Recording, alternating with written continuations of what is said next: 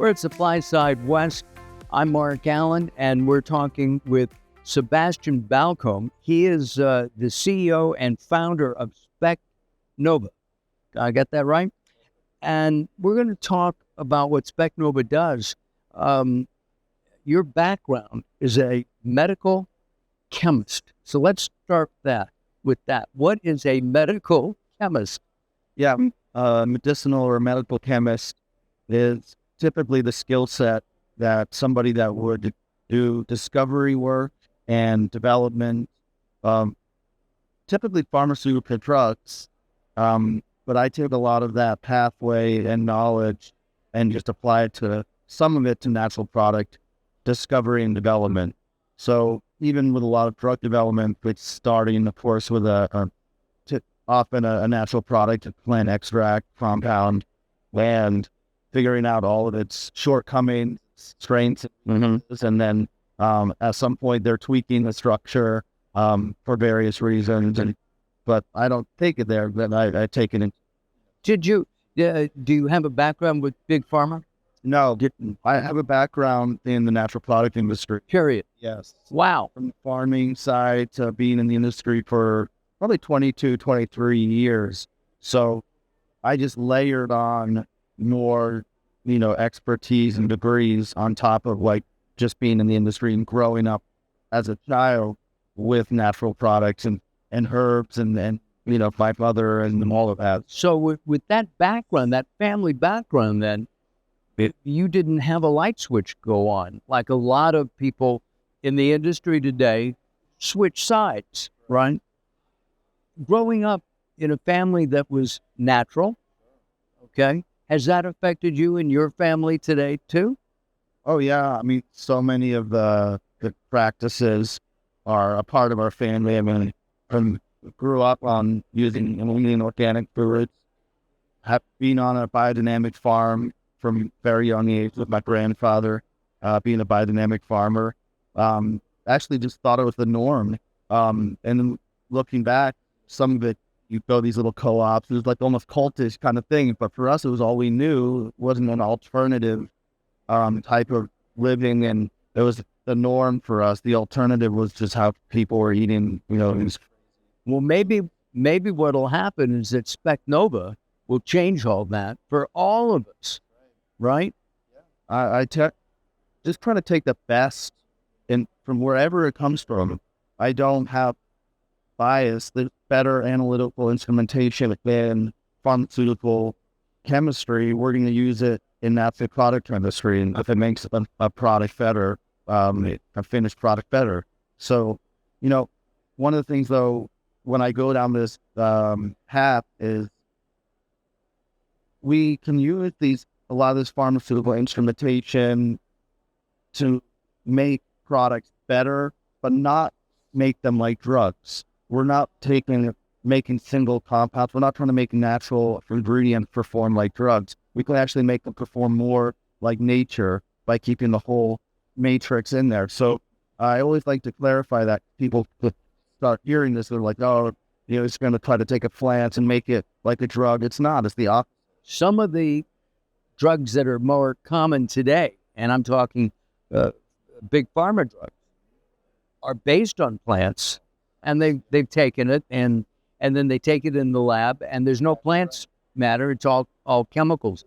One of the biggest words, I think, in the natural products and possibly even in the pharmaceutical industry is bioavailability. And I think that's one of your specialties with liposomes. Yes. And we've really been trying to bridge this gap because a big portion of the industry doesn't know how to translate bioavailability to something meaningful. So we have been really trying to bridge the bioavailability story to efficacy, performance, because that's all that matters, how something performs, how well it does in the body. I mean, if you take vitamin C or vitamin D and it doesn't get into the cell structure, I guess it doesn't do you any good. Exactly, but like bioavailability is, companies are measuring, blood plasma concentrations that's higher, maybe stay in the blood for longer. But what does that mean? It might be good, it might be bad. Depends on the ingredient. Some ingredients you don't want maybe to get into the blood quickly and at high level. You want it to go in slow.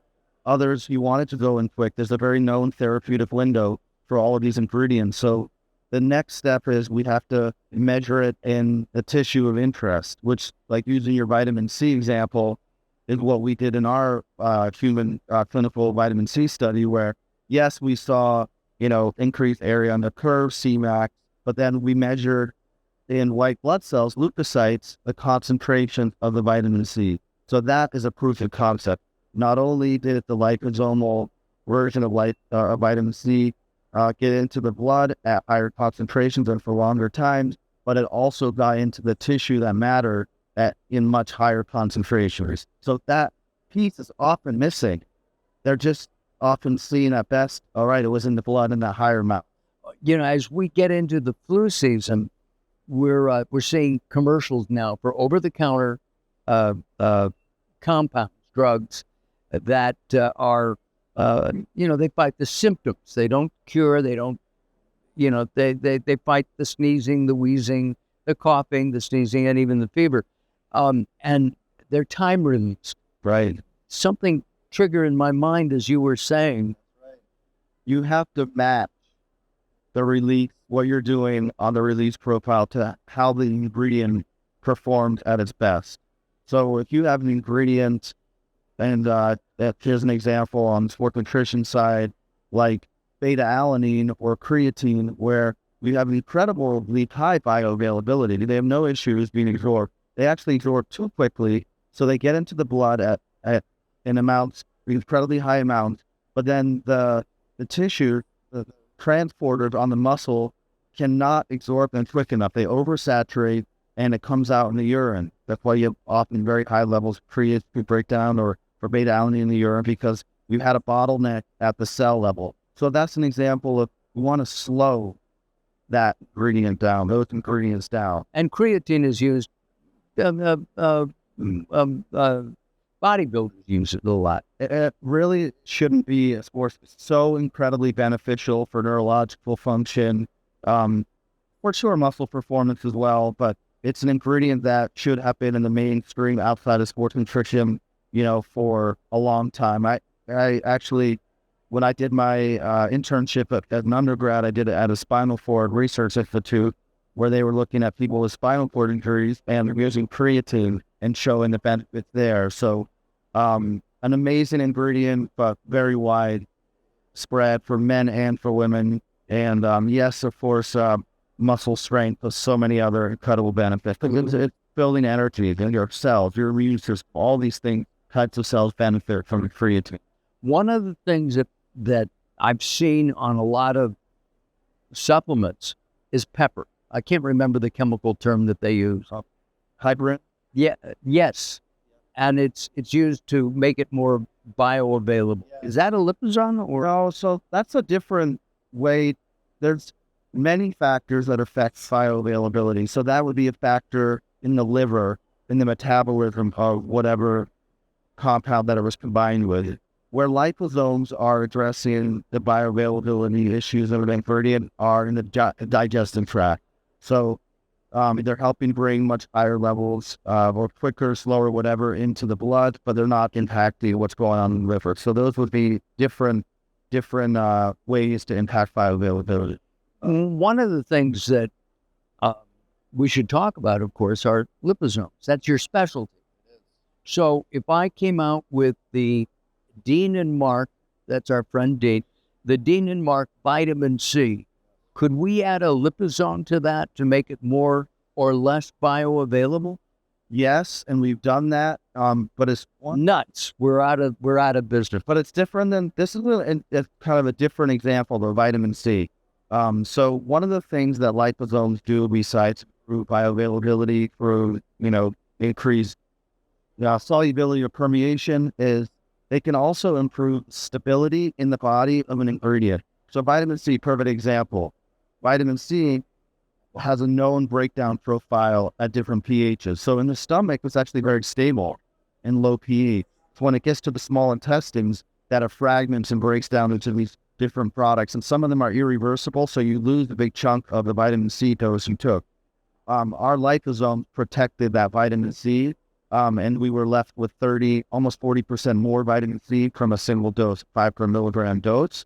So that's something people don't really think about when they think about liposome. So it doesn't even have to improve solubility or permeability. It can also improve stability, and that one factor is going to allow that much more to be. What about Linus Pauling? He was known. I think he got a Nobel Prize for vitamin C, but he was saying megadoses. Yeah. Right. Yeah. How does liposomes fit into megadoses? Because weightlifters will say, they'll read the label. It'll say 2 tablespoons mixed with water. They'll do 6 because they want that. It's really still, it's weird. I mean, it's been so long, but it's unknown. I mean, no, we're not taking, like when I started in, 20 years ago, Linus Pauling, and you were taking as much vitamin C until, you had diarrhea basically, and putting it out when you stop. But even now, people are not taking those kinds of doses. I think that's a generational thing. But it's still not clear, like, what the maximum threshold for it is either. But whatever that might be, it's still greatly enhanced where you can take less and get more into the body. And that's the main thing that we're always trying to accomplish, because that will lead to better performance, better performance in the immune system, or whatever the ingredient is, better performance, in the muscle. So that's the key factor. But as far as like total dosing, that's still crazy enough after all this time. Well, I think of cough medicine, over-the-counter cough medicine. Now, this is something that a lot of older people will do. They go to the doc, and the doc will say, take 1 tablespoon every 2 hours or every 4 hours. And the thinking is, well, if I take 2 every 2 hours, it's got to make it better. I know. Yeah, it doesn't work that way. And, just taking more, and keep going back to vitamin C, which is a good example. Because one of the questions I do always get is, oh, all right, so, your liposomal vitamin C has protected it and you can get more into the blood. Or, so what? I can just take more vitamin C and offset maybe the cost of the liposome.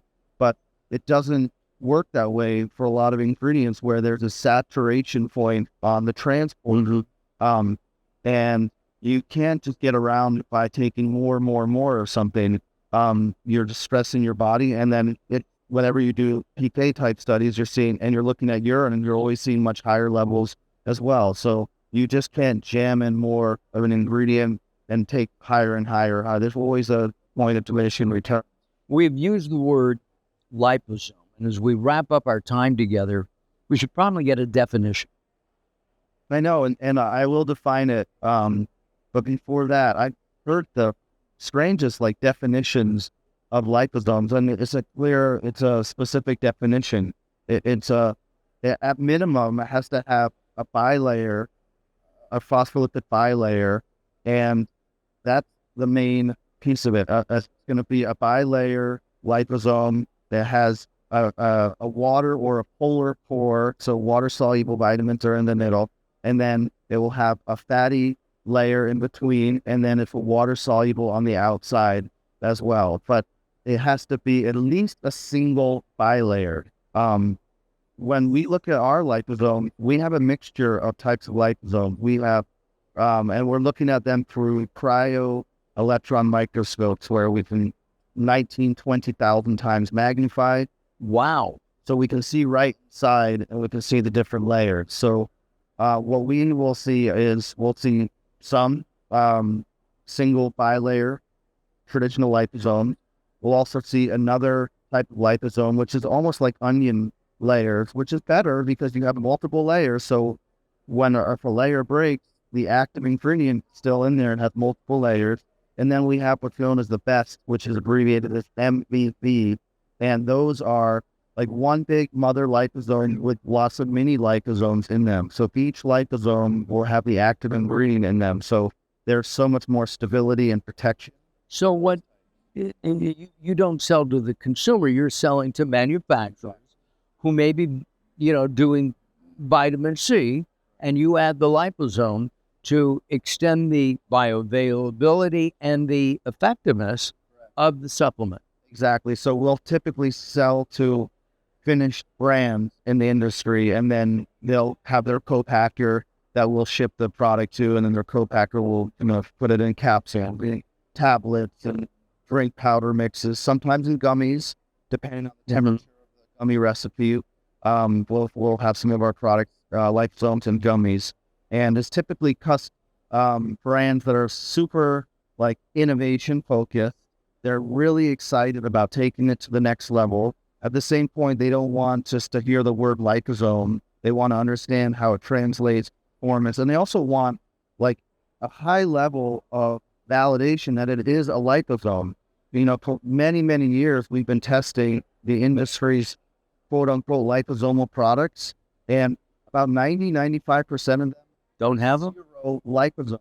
Wow. Yeah, that's always like a question. How do your liposomes differentiate from, so-and-so liposomes? And it's become a joke where ours are liposomes. That's how they differentiate. They're literally liposomes, whereas most of the other ones are not liposomal. So we validate them in a very robust mixture of instrumentation, which is a big barrier to entry. Some of the instruments the cryo-temp are usually $3 to $5 million, sometimes 20, up to 20 million. So we have access to all of those fun toys, and we're in there every few weeks looking at not just our own formulations, but the industries. And I think that's the biggest problem, where I hear people say, well, I took this liposomal ingredient and it didn't perform any better than this other ingredient that wasn't liposomal. And that's because it wasn't liposomal to begin with.